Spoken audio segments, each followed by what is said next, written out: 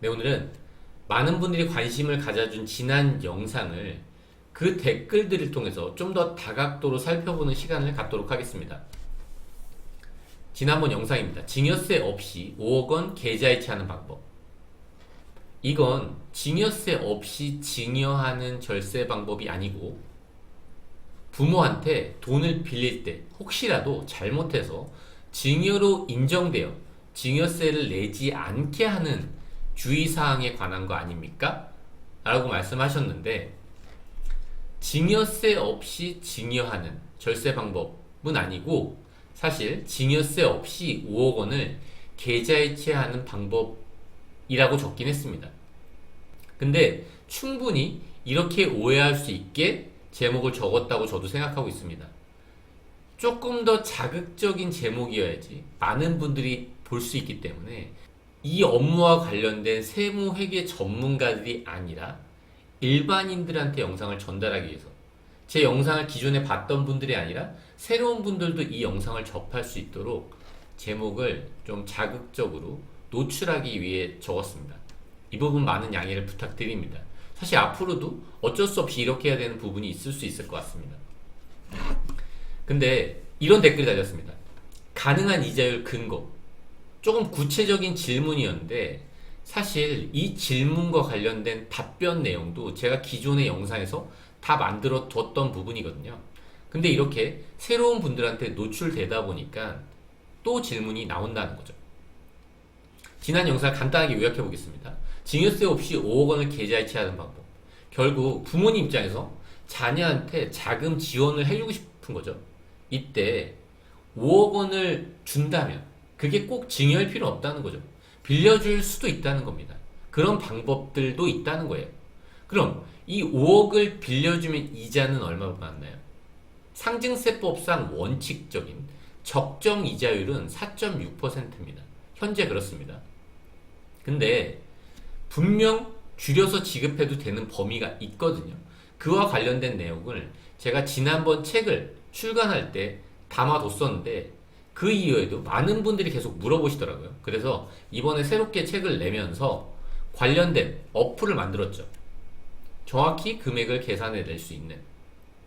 그게 이 어플인데 그 어플에 5억을 기재하면요.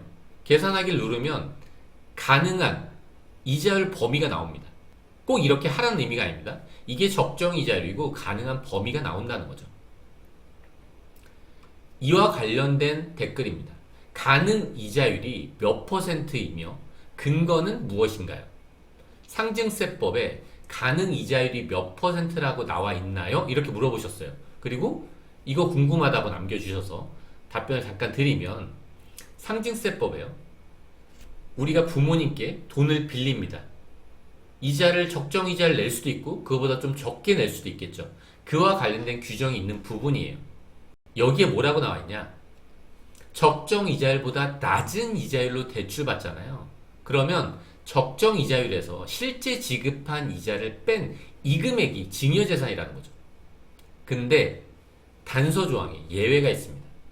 대통령령으로 정하는 기준금액 미만인 경우에는 제외한대요. 이게 무슨 말이냐면 증여재산으로 보지 않는다는 얘기죠.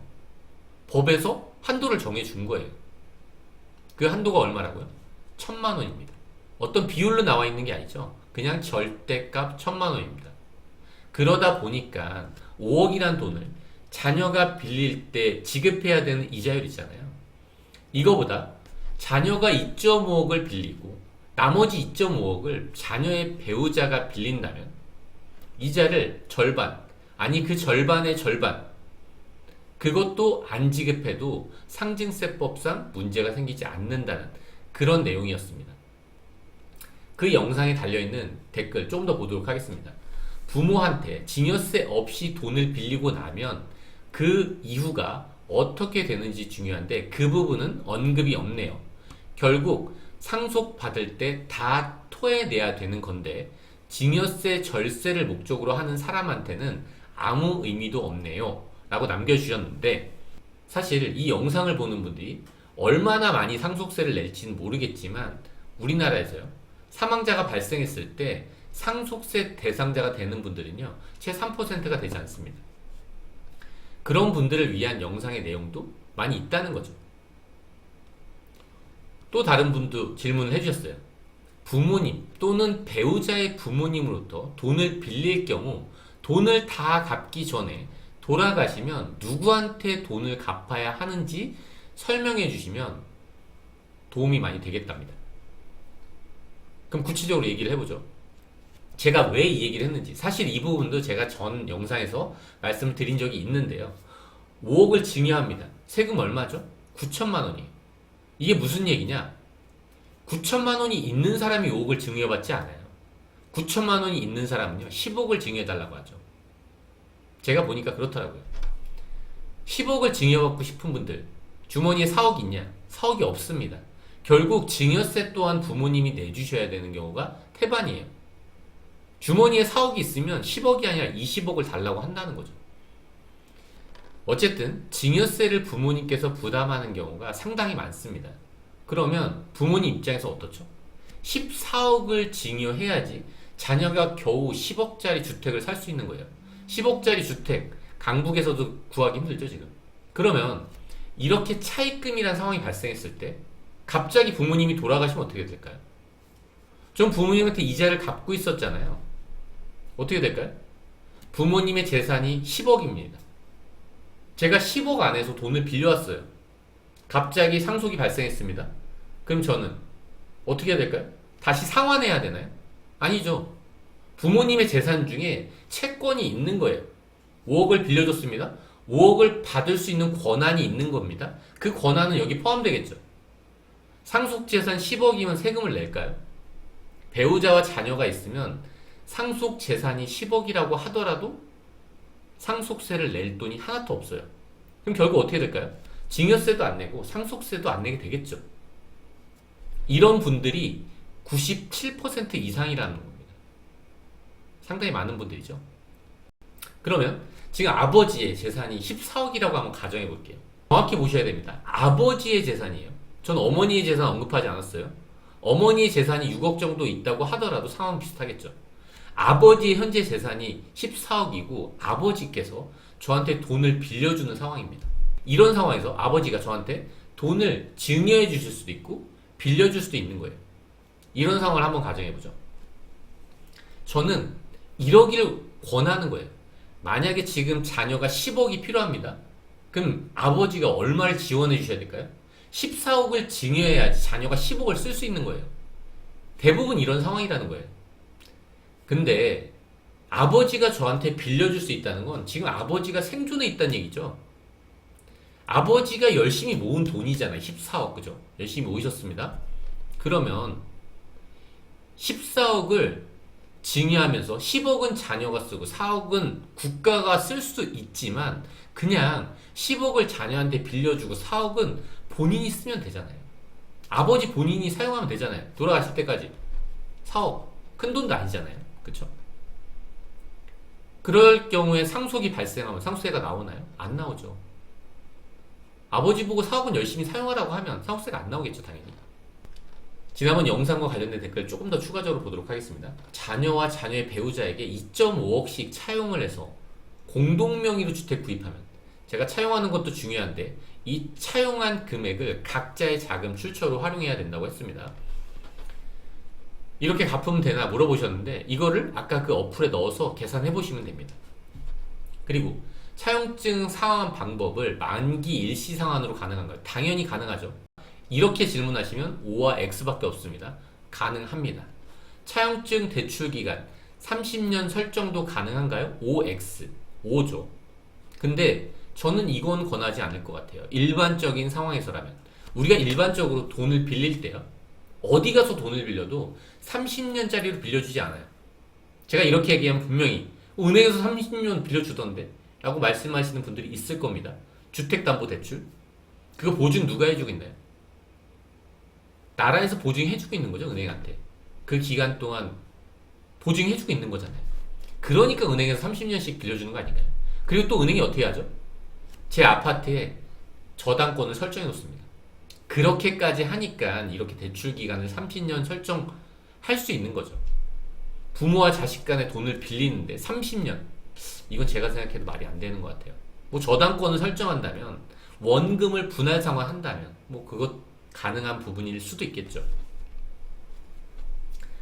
전 사실 요 일화를 되게 좋아하는데 콜럼버스의 달걀 이 일화 어떤 내용이냐면 뭐 다 아시겠지만 발상의 전환이 되게 중요할 것 같습니다. 아주 쉬운 차용이란 이 일상적으로 발생하는 이것 또한 상속과 증여에서 아주 다양한 형태로 사용할 수 있다는 거죠. 단순하고 쉬워 보이지만 다양한 가능성들이 있습니다. 어떤 강의 물결처럼 쉼없이 하여야 하는 발상의 전환. 네. 이 문구 너무 좋지 않나요? 어쨌든 저는 좋게 느꼈습니다. 제가 2018년에 유튜브에서 공개적으로 부모님한테 돈을 빌릴 수 있습니다 라는 영상을 만들었을 때요, 그때 댓글들이 대부분 뭐였냐? 이게 정말 가능하냐? 이러면 세무조사 하는 거 아니냐? 말도 안 되는 소리 하지 마라. 이건 탈세다 라고 하시는 댓글들이 대부분이었거든요. 근데 지금 어떻죠? 저뿐만 아니라 이런 얘기를 조회수가 많이 나오니까 많은 분들이 하시더라고요. 그리고 나서 많은 분들이 국세청에 전화해봤죠. 그럼 국세청이 뭐라 그랬나요? 가능하다 그랬죠. 그러니까 많은 분들이 이제 차용을 할 수 있구나. 그러다 보니까 이런 댓글도 달리더라고요. 뭐 사실 이것도 10년 전에도 실제로 적용한 분들도 있었습니다. 어떤 내용이냐면 아버지에게 아들이 차입하는 게 아니라 아들이 아버지에게 돈을 빌려주고 이자로 4.6% 이상 받아도 되나요? 되겠죠, 당연히. 그쵸? 근데 이자 소득세 부분도 고려는 해야 됩니다. 뭐 이런 상황까지 가능하다는 거예요. 새로운 생각들을 계속 할 수 있다는 거죠. 원칙이 분명하다면 그게 가능할 것 같습니다. 이런 질문도 있었거든요. 차용증이 10년이면 결국 징여가 아니고 차용인 거 맞나요? 차용증을 무기한 갱신한다고 생각하면 어떨까요? 이런 질문도 있었기 때문에 좀 더 다양한 생각을 하실 수 있게 실제 사례를 놓고 말씀을 드리도록 하겠습니다. 10년 전에 제가 1,000원짜리 차용증을 봤었어요. 이거 세무조사 나와서 이 서류를 제출했을 때 문제가 없었습니다. 그런 상황이에요. 이때 상환기간, 이자율 어땠을까요?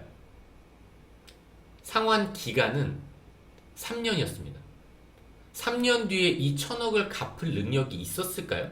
그 회사를 딱 보면 3년 뒤에 1,000억은 갚을 수 있겠구나 라고 보였을까요? 그렇지 않았어요. 근데 왜 이게 세무조사 나왔을 때 부인되지 않았을까요? 그 실질과 맞았기 때문에 그래요. 3년 뒤에 어떻게 됐을까요? 1,000억이 갚아졌을까요? 아니에요. 3년 뒤에 1,500억이 됐습니다. 실제로. 그렇지만 그것 또한 그 이후에 세무조사가 나왔을 때 아무 문제가 없었죠. 이럴 수도 있다는 거예요. 빌리는 주체도 달라질 수 있고요. 상환 기간 또한 연장될 수도 있고 그 연장될 때 꼭 상환액이 줄어야 되는 것도 아닐 수 있다는 거죠. 이렇게 다양한 상황도 가능하다는 거죠.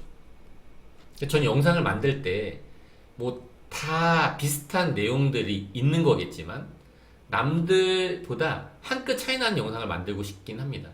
그렇게 조금씩 제가 모든 내용을 다 공개할 수는 없죠. 저도 먹고 살아야 되니까. 근데 한 끗 한 끗 차이가 날 수 있는 영상을 만들도록 노력하도록 하겠습니다. 끝까지 들어주셔서 감사합니다.